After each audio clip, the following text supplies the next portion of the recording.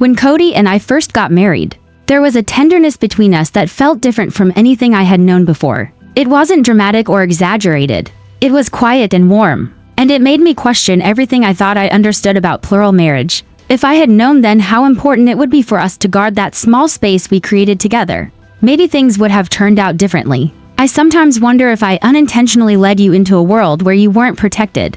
A world where I didn't shield you the way a husband should. That failure sits with me even now. Those early years being overshadowed by what I didn't do has shaped so much of what has come after. But besties, welcome back, because what's unfolding right now in the Brown universe is something nobody saw coming. Kody Brown's sudden turn toward nostalgia, regret, apology, and emotional performances might look convincing on the surface. But the truth behind those moments is completely different. Chanel is not falling for it. Not even close. Even though he tried to pull at her heart. Even though he tried to guilt her with memories and emotional vulnerability. Everything he is doing is far too late. Because while he's pretending to reflect, Chanel is physically and emotionally building a new life, literally. With her new home under construction in North Carolina, she isn't looking back. She isn't waiting for him. She's moving forward on land she co-owns with her daughter and son-in-law. She is planting roots in a place that has nothing to do with him, and everything to do with reclaiming her independence. And yet, last week, Kody decided to revisit the past with one of his classic speeches. He claimed he felt guilty for putting her in harm's way by marrying her, and then leaving her in an unsafe environment. He didn't explicitly name who he meant, but everyone who has watched this family knows exactly who he was hinting toward. The unsafe, erratic, unpredictable label has been one he's weaponized against Mary for years. Every time he wants to avoid accountability, he shifts blame onto the person easiest to villainize. And even in his apology to Chanel, he couldn't fully own his part without dragging someone else down with him. For a split moment, viewers wondered if Chanel might consider giving him another chance. But that moment evaporated the second you look at the bigger picture. Kody does not want plural marriage. He has repeated it so many times that it no longer even sounds like a confession. It's simply the truth. He wants Robyn and only Robyn. And the moment Robyn was asked about the possibility of any ex-wives returning, her discomfort and hesitation said everything. She doesn't want them back. Not in the family. Not in her space. Not in Kody's emotional circle. And Kody follows Robyn's lead in almost everything now. So when Kody gave Chanel that apology, Janelle's confusion made perfect sense. She had no idea why he was being sentimental all of a sudden. Why he was revisiting old hurts. Why he suddenly cared about the emotional wounds he'd ignored for years. The timing felt strange. The delivery felt rehearsed. And she asked him straight up, "What is this? What are you trying to do?" Of course, he dodged it with more emotional lines. Because Kody's specialty is talking in circles until he feels like he has said something meaningful, without actually committing to anything real. Fans were frustrated because they wanted Janelle to fight back harder. They wanted her to call out his neglect of the kids. They wanted her to challenge his revisionist history. But grief does something to a person, and losing a child creates a heaviness that makes confrontation almost impossible. Janelle is not in a place where arguments feel worth the energy, and that isn't weakness. That's heartbreak. That's survival mode. And vulnerability like that can make someone more open to soft words, even from someone who caused them pain.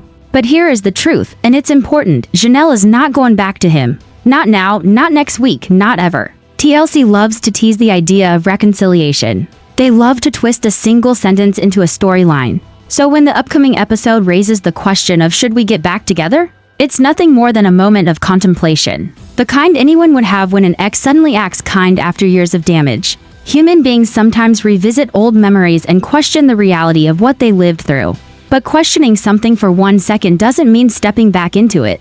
And reality hits fast. Because almost immediately after Kody's apology, Janelle's actions prove where her heart really is. She joins Mary to discuss a spiritual release, the symbolic end of her spiritual marriage to Kody. Instead of rebuilding a marriage, she is literally planning how to cut the last thread tying her to him. And Mary, who has been through her own long painful journey, is guiding her through it. The beautiful irony of that moment is that Mary, once the woman Kody used as a scapegoat, is now helping another woman break free from the emotional prison Kody kept them in. Meanwhile, TLC is stretching this apology storyline for weeks because it brings ratings. The next 2 episodes revolve around Kody meeting Christine and then preparing to face Mary. But what viewers won't immediately see is that behind the scenes of this gentle apology tour, there is a whole different layer of conflict boiling beneath the surface. especially with Christine and David, because when Kody approaches Christine with an apology, he gets something he never expected, a confrontation. David Woolley steps in with real questions, real accountability, and real frustration. Not yelling, not drama, just truth. And Kody hates truth when it comes from another man.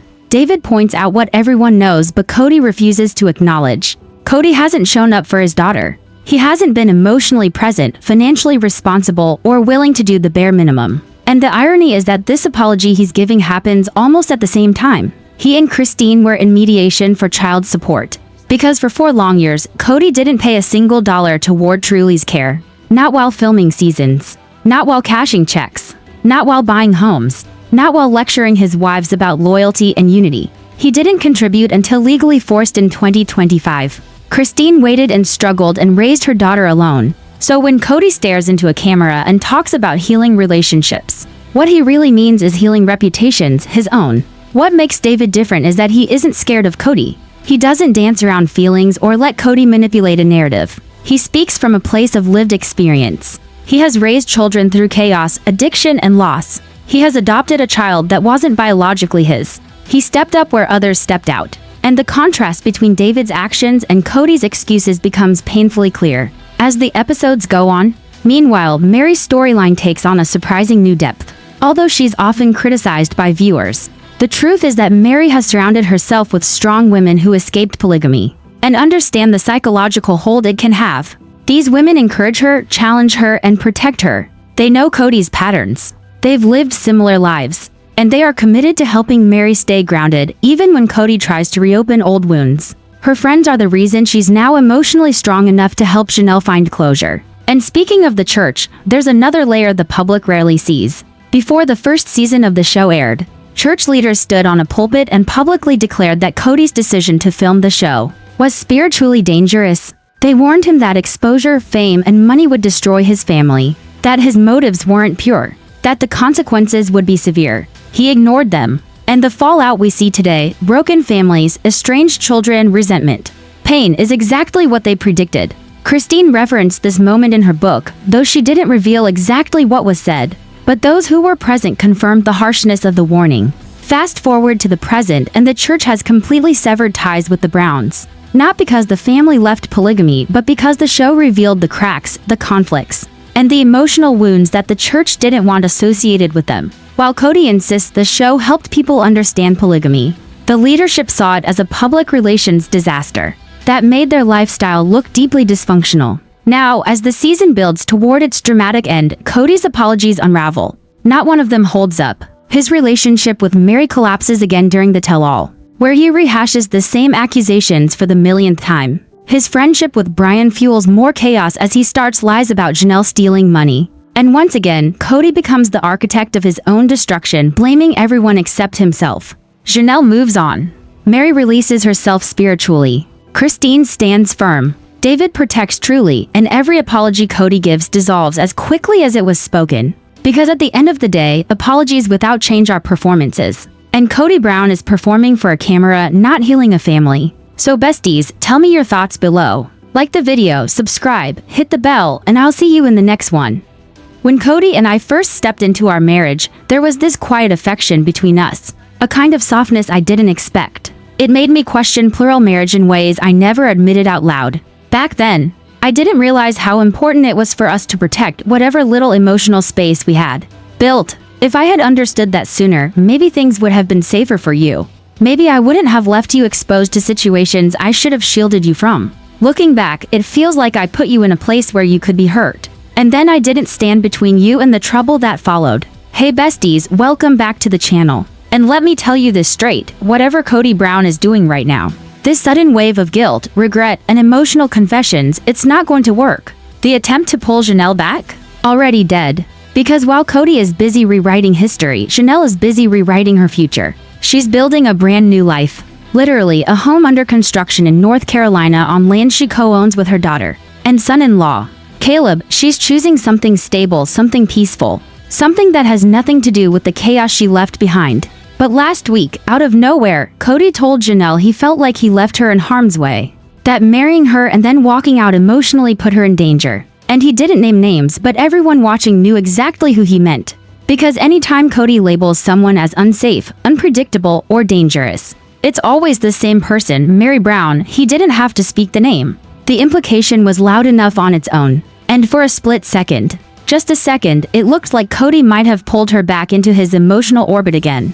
He apologized for not being there. He apologized for not having her back. He apologized for not giving her the experience she deserved. It felt like he was trying to open a door that had been shut for years. But here's the thing, Kody doesn't want polygamy anymore. He has said it over and over again. The only woman he wants beside him is Robin, who visibly tensed when asked how she'd feel if any of the wives ever came back. Robin, who clearly has no interest in sharing her life, her home, or her husband with anyone again. So when Kody approached Janelle with this emotional performance, she was confused. Genuinely confused. Like, what are you doing? Why now? Why all of this? Because after all these years, suddenly he wants to talk about what he regrets. Suddenly he wants to talk about safety, blame, and past mistakes. It didn't add up. And fans couldn't believe that Janelle didn't push back harder. They wanted her to challenge him with the same strength she had shown in the past, especially when it came to her kids. But people forget she is grieving. She is exhausted. She is trying to breathe after losing a child. And grief changes how you respond to conflict. Sometimes you don't have the strength to fight. Sometimes you just nod because the alternative is too heavy to handle. But let me promise you this, she is not going back. Not today, not tomorrow, not ever. There are moments in a family story where everything feels like it's finally settling, until the truth begins to rise from underneath the surface. Nothing explosive, nothing loud, just a quiet shift. A silence that suddenly feels heavier than any argument ever could. That day, the silence carried more weight than the actual words. You could see it in the way people avoided each other's eyes, the way their breathing changed, the way small gestures betrayed the emotions they were trying so hard to control. He sat there, trying to maintain that familiar confidence he always led with. But something in his expression had changed.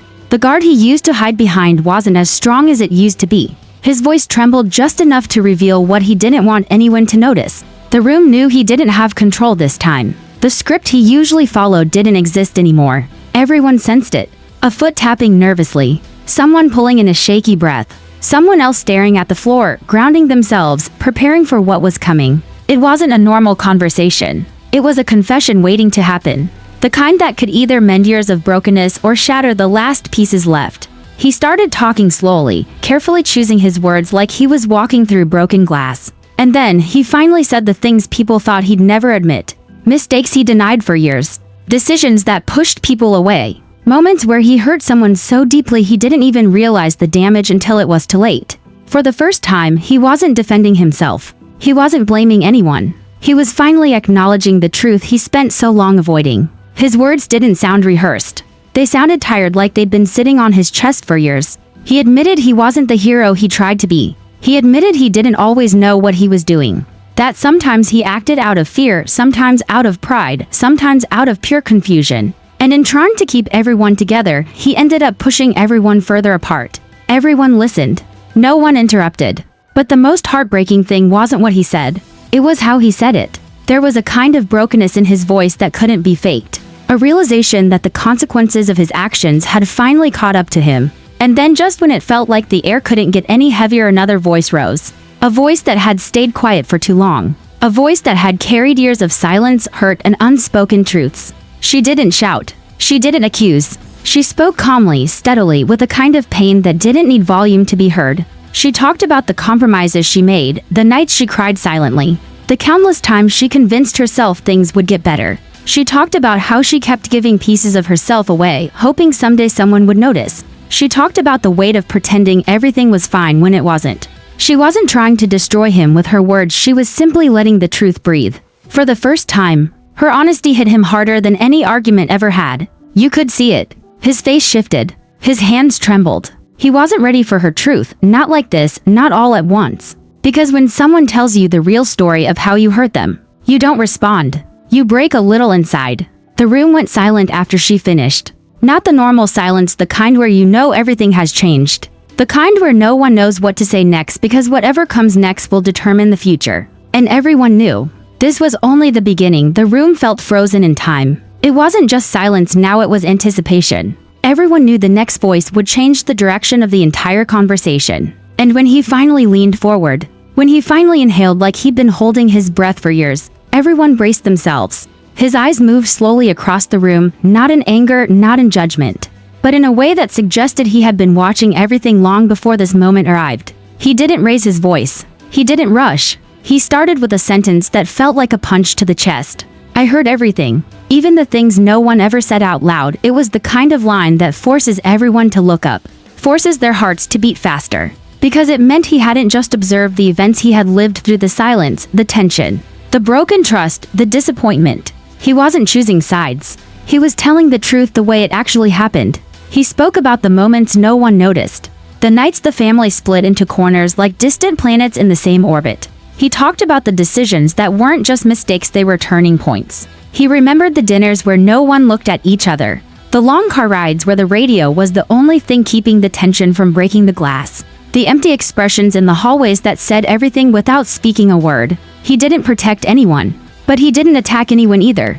He simply laid out the reality they had all avoided confronting. This wasn't a sudden collapse. It was years of cracks growing under the surface. Years of pretending everything was fine while everyone drifted further apart. Someone shifted uncomfortably. Someone else looked down, like the truth was too heavy to meet head-on. But he continued. He explained how people stopped listening to each other, how small disagreements became major wars, how misunderstandings turned into resentment, how one person's pain became another person's excuse, and how all of them, every single one, played a role in the fallout whether they admitted it or not. He talked about the moment he realized the family wasn't a family anymore. It wasn't the big fight. It wasn't the last argument. It was the quiet moment afterward when everyone walked away without looking back. That was the moment he knew something had broken beyond repair. And then he said something that left the room speechless. You all think you know who suffered the most. But pain isn't a competition. Pain is the part we hid the longest. No one blinked. No one spoke. Because he wasn't wrong. They all carried wounds they quietly protected. They all held anger they never expressed. They all had stories they told themselves to survive the chaos. He paused for a moment, letting the weight of his words sink in. His voice softened as he continued, almost like he was speaking to each person individually. I'm not here to blame anyone. I'm here because pretending didn't save us. It destroyed us. And if we keep pretending now, there won't be anything left to save. Somewhere in the room, someone's breath caught. Someone swallowed hard. Someone wiped away a tear quietly, hoping no one noticed.